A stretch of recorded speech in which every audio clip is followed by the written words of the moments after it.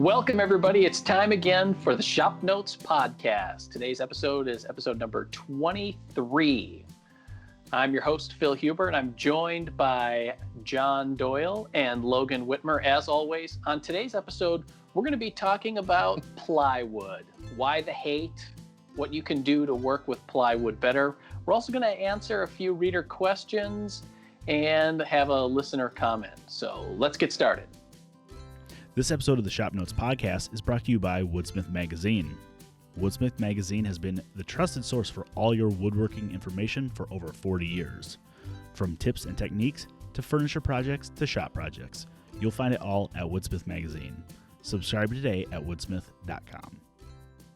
So much suspense. I don't know if the listener comment is good or bad. Yes. I guess we feed on it either way. Right. Yeah. So I've always wondered about being part of a publication. You're always going to get emails and letters of people who are super excited about the work we do, and also comments about people who are less excited about the work we do.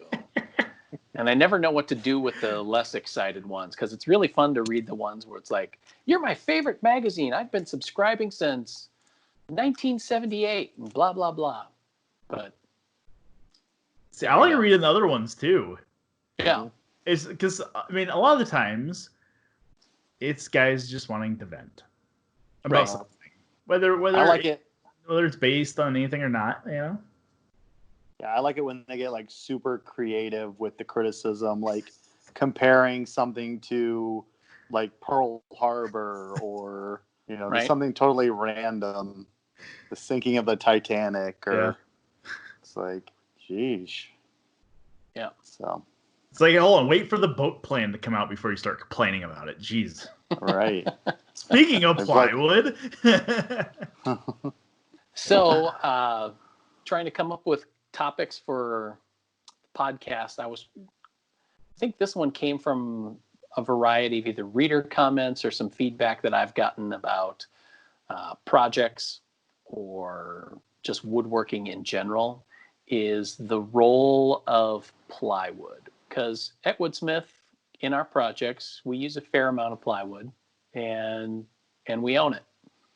So I thought maybe what we could do is talk a little bit about why the hate, and then also, you know, like, what do we, when we're designing and building projects or talking about things in plywood, what are we doing to maximize it as a material as opposed to, I don't know, just giving up on life, putting on the sweatpants and just leaving the edges exposed. So you're saying plywood is the yoga pants of the building world? Like, everybody secretly loves it, but then they like to criticize them? Yeah. Well, I think where I'm going with it is I feel like, and I get that there are many different segments of woodworking and interests and rabbit holes, or however you want to look at it. And I'd like to embrace all of that. But there's a place where you embrace your niche and then you start beating down other niches. And I feel like there's a solid wood folk out there who despise plywood as being a material of the Illuminati. Mm-hmm. Yeah. Well, I mean, first off, I mean, not all plywood is created equal. There's some really cheap stuff you can get out there that's like the outside layer is paper thin and just like seems to blow out the first time you make a cut, and it's like 2-inch long chip out on it, and just, you know, seems kind of worthless. And so maybe there's some hate there that it's just like they haven't had very good luck with it, or, you know, that kind of thing, or it's just really cheap, wavy potato chip plywood or that kind of thing. But I don't know. It has its place. I think in a lot of our shop projects we've used Baltic birch, and I think that's, I mean, I love using Baltic birch. It's always flat and there's no voids, and it kind of looks cool. So I'm pretty I sure don't know. 2-inch chip out like is the opening act for 9-inch nails, isn't it? Yeah. Like, okay. Yeah. I had to get that one out of the way before I forgot it. 2 inch Cover- out. Cover band. Mhm. You know, it's funny because we are kind of dubbed the plywood people, which is weird to me because it's like that's what a lot of people use. I mean, to me, it's not that far fetched. The first time I heard Woodsmith mentioned on the Wood Talk podcast, actually, with Mark Spagnolo and Matt Cremona and Shannon Rogers. One of those guys, I think it was maybe Mark, had mentioned, like, oh yeah, you know, Woodsmith, aren't they like the plywood furniture people? It's like, I mean, yeah, kind of. We do a lot of plywood, but it makes it approachable to build from a material standpoint, right? Like it's a lot easier to go out and buy. It's a lot more economical to go out and buy 3 sheets of, you know, Corson oak plywood than it is to make solid panels for a armoire out of Corson white oak. It is what it is. There's no reason that somebody looking at one of our project plans could not substitute all the plywood for hardwood panels. If that's something you want to do, I would assume that it's well within their means to be able to do those panels. So it's just because we show it that way doesn't mean that's how it has to be done, but it is what it is. Yeah, and we've actually made that determination on several projects for the TV show where the original project in the magazine was solid wood. I'm thinking that entry bench that we did last season. Yep. Where I think it was solid poplar. And for the sake of efficiency and shooting, we went with 3/4 inch plywood. And the ease of picking it up and moving it around the set. Right. You know, it's lighter. Yeah. It's that, but I mean, we didn't have to, in creating the props for the show, we didn't have, you know, a day or two of gluing up a bunch of panels, which is neither here nor there. It's just part of the mathematics of building a project is, you know, if you're going to go with solid wood, you're making an investment in the material and in gluing up a bunch of panels. With plywood, you're working with its strengths and weaknesses, but you're also starting with large panels right from the get-go. And I think, John, you had the genius idea, in my opinion, of taking the full sheet of plywood and edge banding the front and back edges of it before slicing it up into panels so that we, you know, at least one side already had edging on it. You know, it's kind of what I do. Come up with genius ideas. You know, or lazy ideas. It is, you know, John said he likes to work with Baltic birch. And I found that what's labeled as Baltic birch, you'll find birch plywood, and then you'll find Baltic birch plywood. And true Baltic birch plywood comes from Norway, Finland, around there. And it's metric. It's usually in 5 foot by 5 foot sheets, right? And like John said, it's dead flat. It is dead flat. It is square. It is void free. It's beautiful to work with. Now, around us, we have got a handful of people that sell birch plywood. You can buy birch plywood from, you know, Menards, Lowe's, Home Depot, all those. We get a lot of stuff from Liberty Hardwood. And there's a few people that carry what they call Baltic birch plywood. And they call it Baltic birch plywood, and it comes in 4x8 sheets. It's, I do not believe, a true Baltic birch. It's not as flat. It has voids. It does have some filled footballs on it. You know, I don't feel like it's true. It doesn't feel as nice as the good stuff. Yeah. The good stuff is expensive. Right. You know, it's $60 for a 5x5 sheet, but I can usually tell by the edge grain of it because, like the what I would call the true Baltic birch, the glue lines aren't nearly as visible as on the, I don't know, the imposter Baltic birch, where it seems like there's a blacker, Yeah. Is it like the Russians meddling in the Baltic birch plywood market? Right. Yeah. knockoff Baltic birch. The thing that I like about Baltic birch is that the face plies are about the same thickness as all the core plies. So I've used it on projects and been able to get to the fact where you get a little unevenness between your edging and the plywood. I've face planed Baltic birch plywood. I could, for the finely set plane, I've made 10 passes on it and not gone through the face ply. Whereas regular plywood, you end up with that little dark spot that you want to sand out, and it just keeps getting bigger and bigger. Then you realize you've sanded through a long time ago. Yeah, I actually just sanded through my first sheet of plywood. I've for the most part, I fall into the camp of not using a lot of plywood in projects. I don't. The desk I'm sitting at right now is some maple ply for the desk surfaces. But I just don't use a ton of it. And the poker table I was building, I sanded through the veneer on it was a birch ply that I used for the lower gaming surface.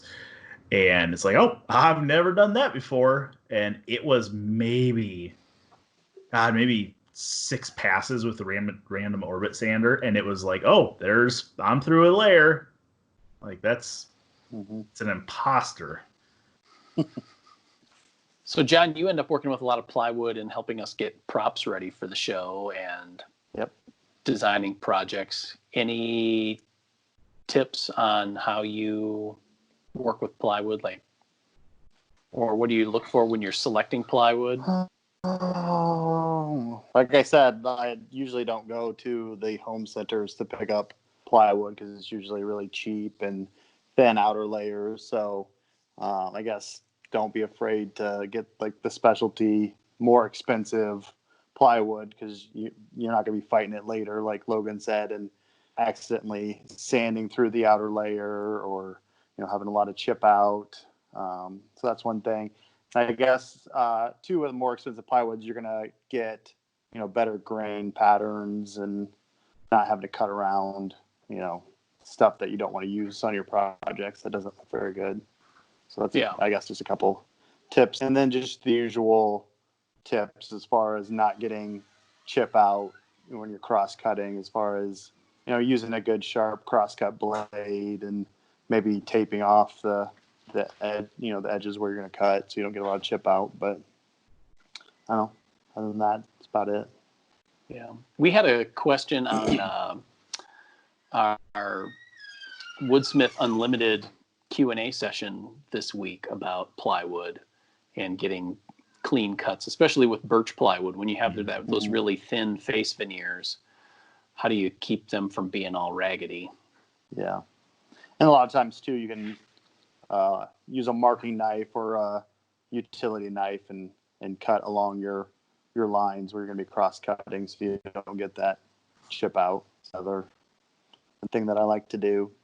Yeah. So. Yeah. Have either of you ever done the scoring pass where you have your blade set for, like a 1/16 of an inch, make the cut just to score the line, and then raise your blade full height not full height, but high enough to make the through cut? Right. Yeah, I've done that before. It's not something I typically do, I guess, because I'm just doing the other things that I mentioned to avoid cross cut. But yeah, that's something I've tried in the past. Seems to work all right, but takes more time. Right. So it does.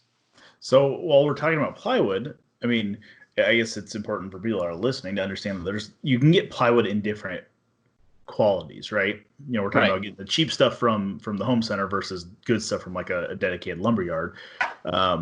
Plywood generally comes in grades. Like you'll see the grade as BBB, or B/B or A/B, and that's designating the quality of the veneer on the front and the back. So a BB grade is going to have the same grade of veneer on the front and back. But plywood, I would also classify the MDF core stuff into the plywood category, right?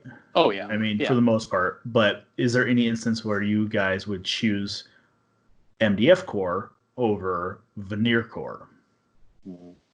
I think only when it had to be just super flat. Because other than that, it's like really heavy and it creates a lot of dust when you're cutting it. You know, that really fine dust that gets in the air. And I don't know. There's not very many times where I would. But. Yeah, the panels end up being a little more floppy too with the MDF core. They're not as rigid as a ply core.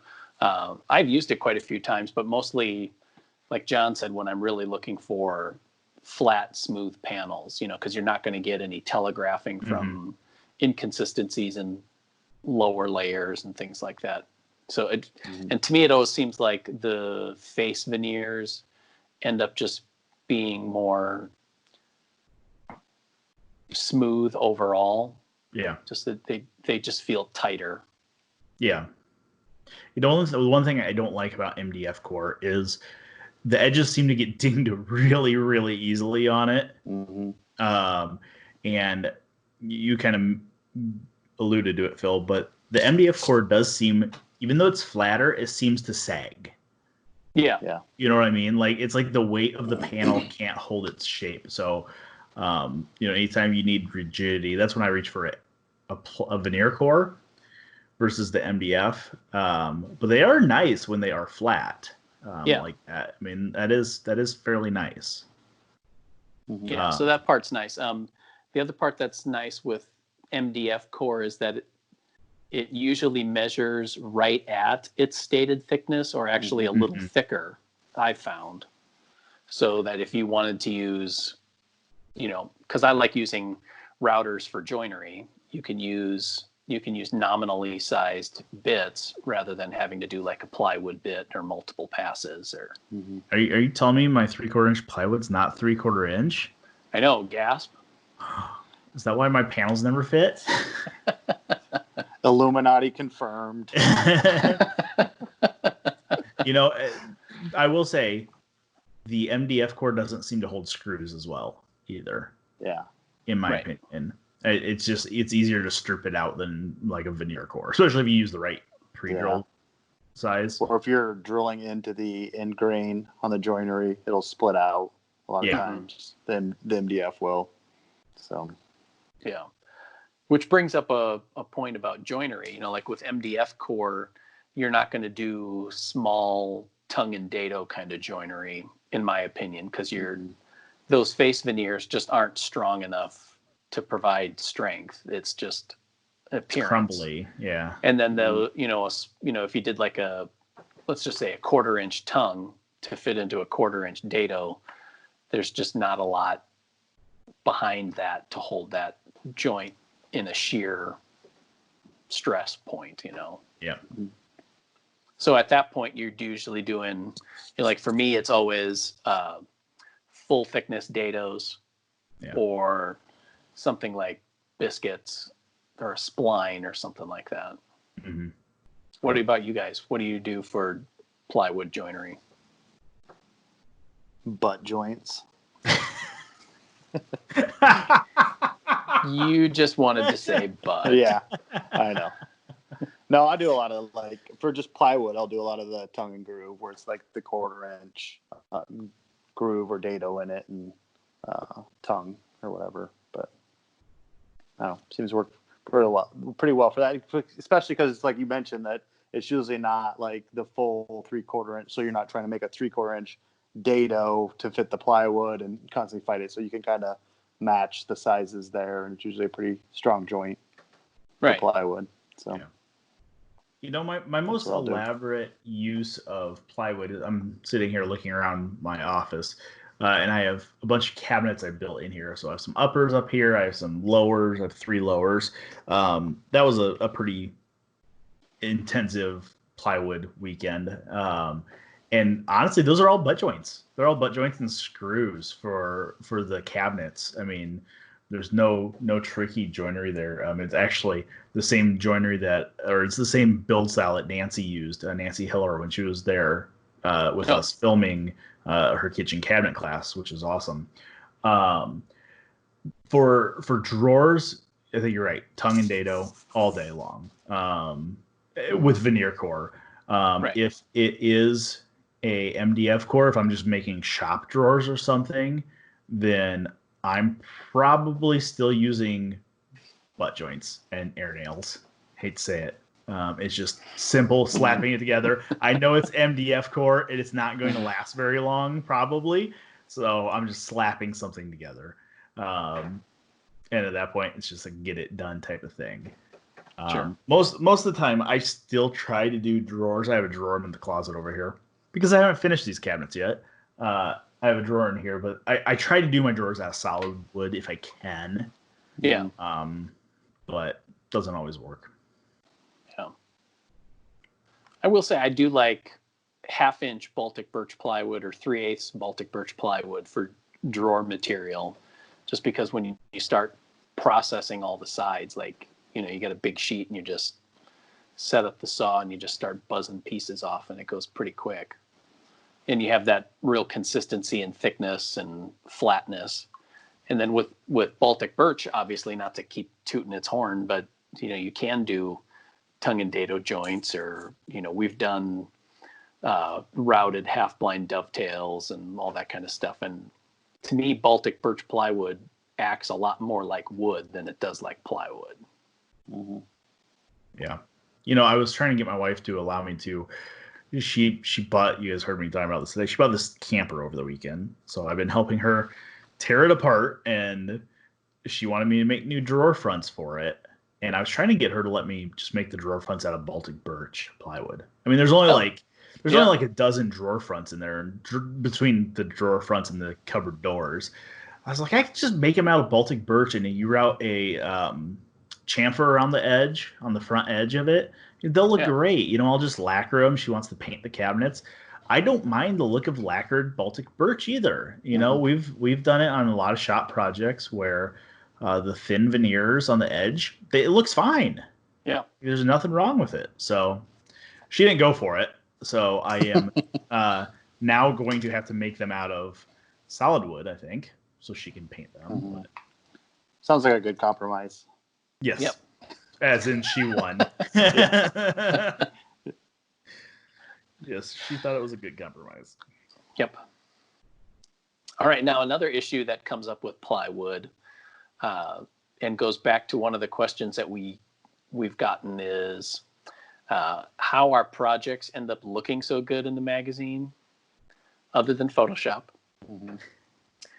when we're building a plywood project. And I think it has to do with breaking down sheets of plywood. This was something that we were talking about this morning when we were filming for the show, is the role of cutting diagrams and plywood. Right. Yeah, I mean, you have to treat plywood on a project like you would solid wood. So 99% of the time you're gonna run your panels long grain, right? So when you're cutting them out of plywood, you have to cut them long grain. And you also have to make sure that the plywood that you get matches the hardwood that you're using on the same project.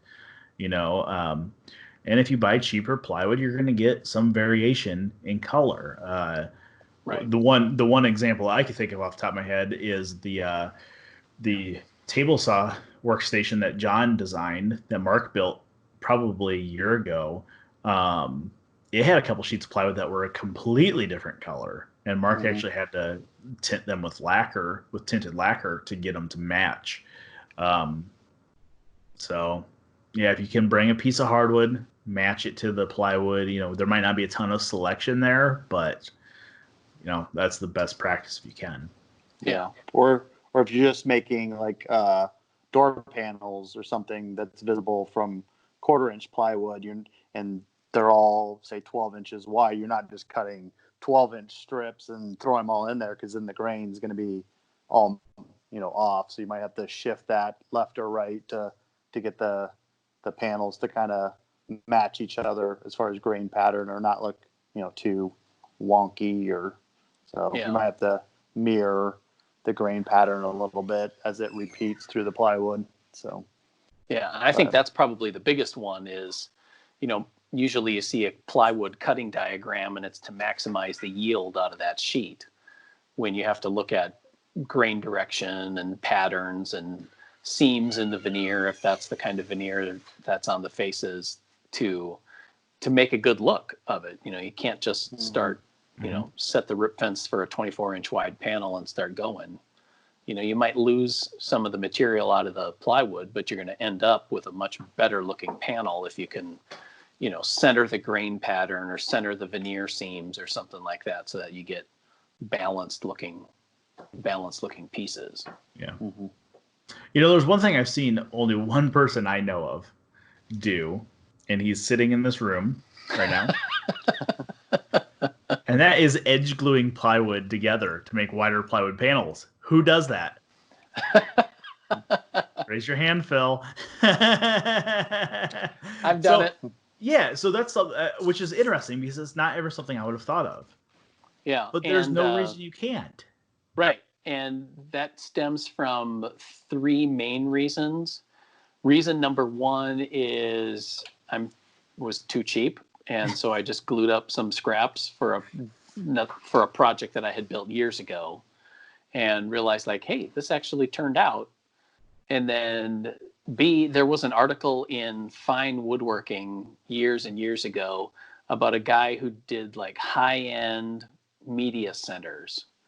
But these were wall hung, super wide screen, TV and component holders plus shelving or whatever. Mm-hmm. And one of the first steps that he had in there was he gets his plywood in, and then he lays the sheets of plywood out on a long wall and starts looking at the grain patterns of it. And then he starts slicing and dicing all these sheets of plywood and then re-glues them together with biscuits or something like that to hold it, to get a cohesive look to the panels that he was making.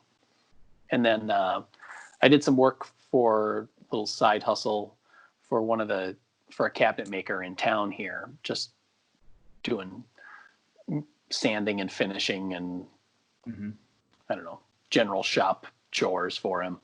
And he was working on some bigger commissions, and he would biscuit and glue together plywood panels all the time. So so I've started doing that, especially if I need to, like we've talked about, wanting to get a good balanced look for the panel so that it looks like a glued up hardwood panel. A slice, when you cut your sheet apart, you're going to end up with offcuts on the left and right of it, but take some of those and now you can mix and match those together, and you can have something that looks cohesive and be able to get a little bit more use out of it. Well, that's what made me think of it when John was talking about, doing 1/4-inch panels in a door or whatever. Generally you're going to have a glue line in there somewhere from a hardwood panel, so you can kind of fake that same look with plywood. Right. I mean, there's no reason you can't. Yeah.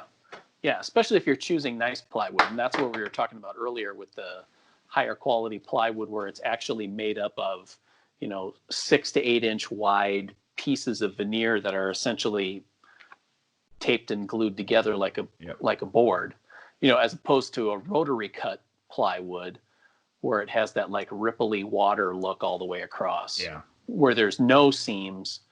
And I mean, honestly, it's just not going to look as good. If you build the project from it and that's the way you're going to do it, then, then that's your decision. But if you're looking for making the best looking project, then you want to spend a little bit more on the plywood and then cut it up the right way too. Yep. Mm-hmm. Yes. Talking about plywood, it reminds me of this job we did my previous life as a cabinet maker. We were working in a house. I think it was all mid-century modern, and they wanted this long wall to have all these birch plywood panels all along. And I think it was a 60-foot long wall. It was super long, must have been 12-foot high ceilings. And so we got this, pallet of plywood in, and we noticed that it was all each sheet of all 4x8 sheets.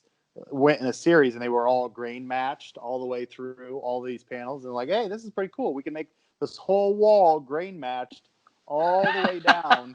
That is awesome. And I think so. We started doing this, and somewhere in the middle, it had like a angled ceiling that we're cutting, the top to match the ceiling angle. And like somewhere in the middle, we cut the angle the opposite way.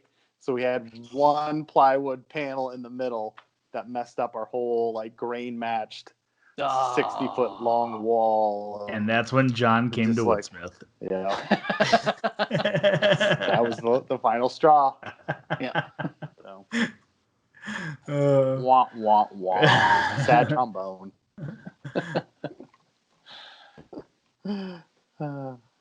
Actually, I think that was one of the last jobs I did there. No, you never put two and two together. Yeah, that's weird. It all worked out, I guess. Yep. All right, so we got some viewer or listener. We call them viewers or listeners? Listeners? Probably listeners. I mean, they're probably primarily listening. Not as many people, for whatever reason, not watching the YouTube of three heads bobbling around here doing this. I'm gonna blame. Right. All right. First one is from Kent, who writes, "Y'all have different kinds of shops. How does your family get your attention when you're in the shop? I have a small basement workshop, and sometimes they stomp on the floor above me, hammer on the door, or just stand behind the door and knock or yell. If I'm running a tool and have ear protection on, how do I know they need me? And how do they know it's safe to come in? My wife mentioned getting a doorbell clicker to put in the stairwell rigged to a doorbell or a light. Not the shop lights, because that would be scary." So what do you guys do? Okay. Well, I am in a detached garage shop, and usually I have the garage door open if the weather's nice and they know if like the table saw is running, if something's running, just to kind of stay out of the garage. But I have found through this time of social isolation with everybody home from school and my wife home, that even with my hearing protection on, table saw running, all the doors and windows closed in the house and garage, I can still hear like the yelling and the fighting in the house, and just like it sounds like an elephant stampede. And even though I try to ignore it, I can hear it. So I know they can get my attention even through all that, even being detached from the house. And sorry to the neighbors that have lived by us all these years, because apparently that's what you've heard as well. So this is funny. When this comment came in, it was like the day after I was in my shop for like an entire afternoon working, and I just bought myself a pair of Bluetooth hearing protection. Okay, so I listen to a book on tape, or usually one of my kids, while I'm in the shop, has my phone to keep them out of my wife's hair a little bit to grant me some shop time. So usually I'm listening to the radio, and I was routing something, and my oldest son had walked into the shop and was just standing there, and I looked up and it scared the crap out of me. Like I jumped a mile high with a spinning router in my hand, scared the crap out of me. Not safe.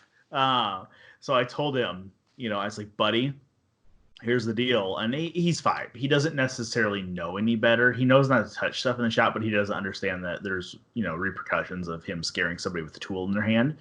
I was like, if you need me, okay, and I'm in the middle of something, you hear a machine running, just open the door and stand there, because I look up at the door every time I shut something off. So it's like I will get to you when I shut the machine off. So that's kind of what I have told him. My wife, she knows if she needs to get a hold of me, she opens the door and stands in the doorway. My workbench is on the opposite end of the shop from the door, and I kind of stand facing the door on my workbench. So usually I'm there. Otherwise, my shop being in the basement, table saw is right by the door. So if the door opens, I will notice it. When I was my first house, I had a basement shop, and it was just like when I was growing up, my dad had his workshop in the basement. So the universal get your attention was like a 3-step stomp on the floor above, so that you knew that it was different than just somebody walking through or kids running through the house, that if it was in a specific pattern, that you knew that was it's time to come upstairs, or I need you, or something like that. Out in my garage here, because I have a detached garage too now, and I don't usually listen to music or anything when I'm in the shop. It's just me in the zone here. So I have my smartphone with me, and then try to have it turned on all the time. So if somebody needs to get a hold of me, it's just usually a text or a phone call. Although I have found that the door to the garage is on the opposite end of the garage from where my shop is. I can usually tell like the pressure difference when the door opens up, that just the air changes or something like that. So even if I'm using a tool, I can tell if somebody comes in, and that is enough to warrant. But yeah, my kids and my wife both all know that if I'm running a tool, just to kind of stand off to the side, and you can usually catch them out of your peripheral vision. Yeah. That it's just like, okay, I'll finish up and get to you. So. Yeah, until they're about this tall, and they sneak around the corner of your bench, and all of a sudden you got a little gremlin standing there without any shirt on and eating a snack. Yep. So because I've seen people where they put some kind of a doorbell to a low voltage light or something like that, just to signal, or even do that for like a phone in the shop or something like that. But it's not something that I've done. No, which is funny. When we were filming today, I was in the shop, and I walked into our shop, and Steve was standing there, no hearing protection on. He was just gluing something together. And Mark was in there, radio was going, and I just walked in there and said, "Hey, Steve." And he about jumped out of his pants. I was like, wow, he is in the zone. Granted, he was gluing up like a coopered planter. It must be the planters were doing. So he was in the zone, but it's like there's a lot of stuff going on, and I still scared the crap out of him. Yeah. So. Okay, second question is from Bradford. I'm building a hand tools chest out of French cut walnut, and I'm wondering how to finish the project. I'm planning on using a mineral oil beeswax concoction, wherein the beeswax is melted into the oil at about 1:4. I'm not too concerned with durability, as it's a shop project, but am I missing any potential issues? What types of finishes work well for tool storage and drawer function? I think he's got it. In my opinion. I mean, aside from adding more protection with like a film finish, low maintenance. I mean, I don't want to say low maintenance, because a mineral oil and beeswax mixture will need reapplied if you're using it like on a cutting board. But I don't think it will on a shop project, because it's not getting washed.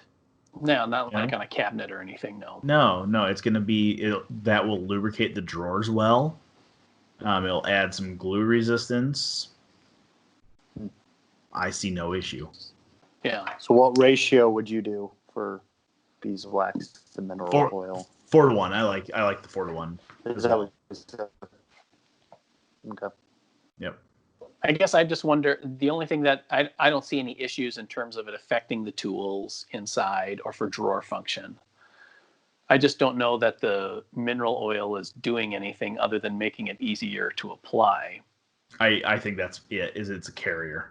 So I guess my only thing would be to substitute the mineral oil for just a solvent, a little bit of turpentine, or mineral spirits or something, just to make more like a paste wax. Yeah. Because then once the solvent flashes off, then you just have a harder finish than I think mineral oil would be. Or to use like boiled linseed oil instead, where that will cure. Mineral oil is never going to cure. Yeah. No, boiled linseed oil would be good. Yeah. Yeah. So, but that being said, I don't know that I have any objection to what he's doing. I think it would work just fine. I think it would help drawers to slide in and out, because you get that lubrication from both the oil and the wax.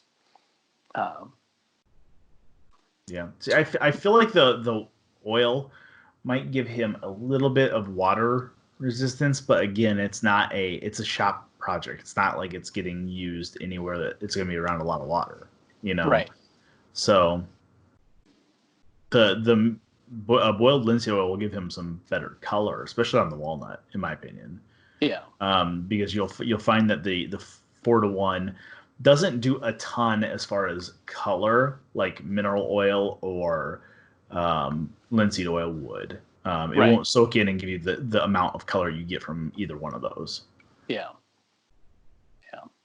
Like the tool chest that I have here behind me, the lower part is walnut, and I did water-based finish on the outside of that.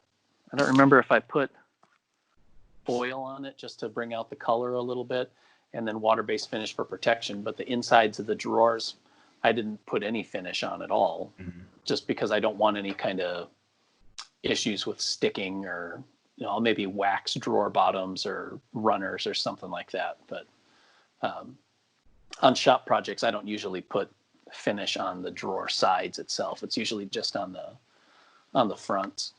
Yeah. John, any thoughts? I agree. I concur.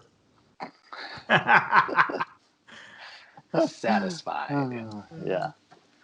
All right. Final one is a little bit more involved here. It's from a listener named Tompkin. He writes, I kind of chuckled when in one of your previous podcasts, someone mentioned back in high school they were making the usual shop class projects, like a book rack. Some time ago, a buddy who was a woodshop teacher lamented that the projects they were cobbling together did not spark much interest in the student population. Over a few six-packs, we decided what was needed was a more complex project. It should reinforce all the skills and techniques taught in the first semester and to introduce production techniques and collaborative learning opportunities. It should be something that the student would want to keep, build, use, and show off to others. To cap it off, it must be completable in 12 weeks. We decided on building a tool chest. I volunteered to come up with a design and build a prototype. I basically copied the elements of a Gerstner tool chest.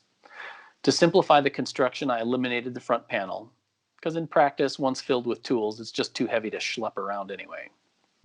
The case was select pine, and the drawer fronts were from scraps of oak and walnut. Chest handles, corner protectors, brass pulls, and all the usual drawer catches were the hardware used. Drawers were primarily in 3 widths, all graduated in height. The idea was for the class to build 2 or 3 in teams, and then at the end of the class, they would be auctioned or raffled off. Upon developing the course curriculum, it was determined that in no way could the chest be built in 12 weeks. So we simplified the design prototype for number 2, where each drawer width and all the drawers were of the same height. This meant that the drawers could be mass produced in only 3 different sizes. The second week into the class, the students protested that each wanted to build a chest to keep. Surprisingly, parents stepped forward and offered to pay for the material. The end result? Students had to collaborate to come up with mass production techniques to complete the build in the remaining 10 weeks. So, and he included a couple of photos, and I'm going to put those on the show notes page that you can find at woodsmith.com under the podcast tab. So I thought that was kind of a cool one. Yeah, I think those are great projects. Very good use of, like he said, mass producing, and it's nice that they all got to make one for themselves. I think they'd be a little bit more motivated to do a good job if they knew they were keeping it. So yeah, I think that's cool.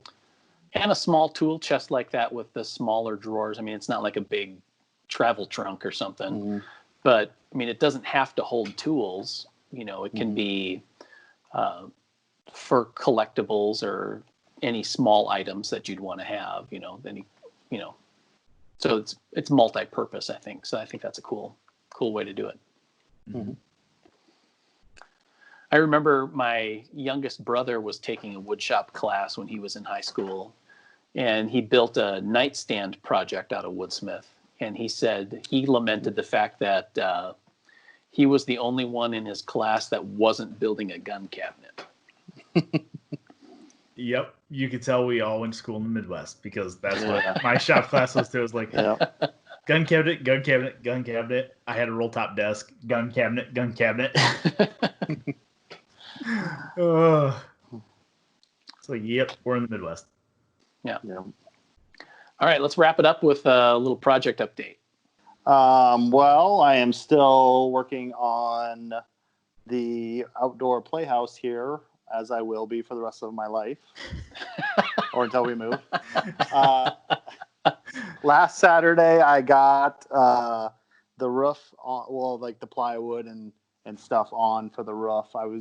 We went through several days of plus 90-degree weather, and I didn't feel like putting shingles on the roof where they were melting underneath my feet, and I'm sliding off on them. And so that's how you know you get a good bond. Right. Yeah. You just, kind of squeeze them all together. It's like a big s'mores. So, but yeah, now, so this week we've had a little rain, and now it's cooled down. It's supposed to be 70s for a few days. So hopefully I'll get the shingles on the roof and make a little bit more headway. So keep the kids happy anyways. So, okay. So I'm working on. Awesome. Can't wait to see it all done. Yeah. Speaking of done, I got my poker table done. Yeah. Woo! Wash my hands of it. Now on to the next huge project. No, yeah, right. No. Well, the next huge project's a camper. Oh yeah, that's right. Oh God. So I finished up the poker table this weekend. This last weekend. Upholstery is one of those things best left to professionals. I did the top, and for anybody that's not familiar with poker table tops, they have a small foam padding underneath them. So not only is it the cloth, the speed cloth, which is like a polyester slit cloth that cards slide across, it also has foam padding. No big deal. I'm good with my hands. I can do that. I was in the shop until like 2 a.m, sweating, cursing, stapling, pulling. I was stuck to everything because there was spray adhesive all over. Yep. So I had my friend that this poker table was a surprise for come over to our shop and look at it. He was beyond excitement about it. They loved it. I said, look, you're not hurt my feelings if you have the top recovered professionally at some point, because it could use it probably. There's one small wrinkle. It looks okay. You guys saw it. Yeah, I thought it looked great. Yeah, and we'll put some photos in the notes page, but there was one or two wrinkles in the top that I just could not get out. I mean, I tried. I pulled out staples multiple times, could not get them out. So it is what it is. I'm not going to have my feelings hurt by having them reupholster it professionally. But the lacquer was pretty soft, so we didn't move it. So I'm letting the lacquer sit for this week, and we're going to move it Saturday. The next big project is this camper that my wife decided to buy that I'm gutting and redoing with her. I don't know how I got volunteered. It was a compromise. She wanted a camper. Mm-hmm. I didn't, so we got a camper. Right. Yep. So sounds like a YouTube series. I know, right? Yeah. But no, and I've spent my time the last couple of days or evenings sawing some logs here and there. Sure. Picked up a red oak the other day. It was kind of fun. Red oak's one of those things that it is. It's not my favorite. It's overdone. It feels very 90s. The golden red oak, just feels right. Very like 90s to me. However, when it's in like nice big live edge slab form, it's actually kind of cool. And I like some of the quarter sawn stuff I got out of the log. So cut that a couple days ago, and Saturday I cut a big ash that was really nice. So that was fun. So keeping the sawmill happy and fed, and getting to the point where I am almost ready to send a box of blades in to be sharpened. So wow. Yeah. So it'll be fun. I'm excited to do some photos and magazine and some video work. I think it'll be really cool. Mm-hmm. I think it will be too. So I got to find a good location with logs to cut for videos and photos and stuff. Right. Otherwise, you just look like a deforester somewhere that you're just. Yeah. Exactly. Yeah. So I'm hoping to finally finish my router table fence this week. So you guys saw it today, current progress. Mm-hmm. I'm just about there. Finally, I'm on like version 3 or something like that. And I think I've been my own worst enemy on this in wanting to have some extra features and then also have it look nice too. There's and then designing and building on the fly is probably not the best idea. And then this, if haven't gotten a ton of concentrated shop time. So when you come out and you're just basically solving the problem of where to locate a slot or a screw hole, and then it's time to go in and it's just like, yep, I'm done. So I'll be ready to have that and then get the router table put together. And then the Wells Fargo wagon came down the street and my sanding belts for my drill press belt sander arrived, so I can get back into working on my shoulder plane. So nice. Hopefully to see a little bit more progress on that.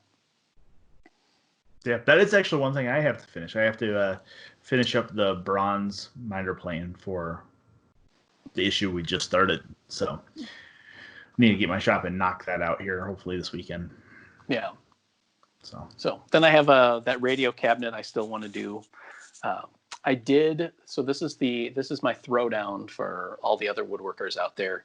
In addition to my co-hosts, is other than finish, I've finished one of my first Christmas presents for 2020. It doesn't count because you did it on video. It's on. Do you think we're all going to survive till Christmas 2020? I mean, I'm not planning on making it to Christmas, so it's like, why even? Just enjoy the time we have now. Right. Live in the moment. Yep. So anyway, I usually try and start Christmas presents around June so that I have any hope of getting them all done by December or November, depending on when you celebrate. Do you have a set list that you build for every year? Yes, I do. Okay. I usually many do you do?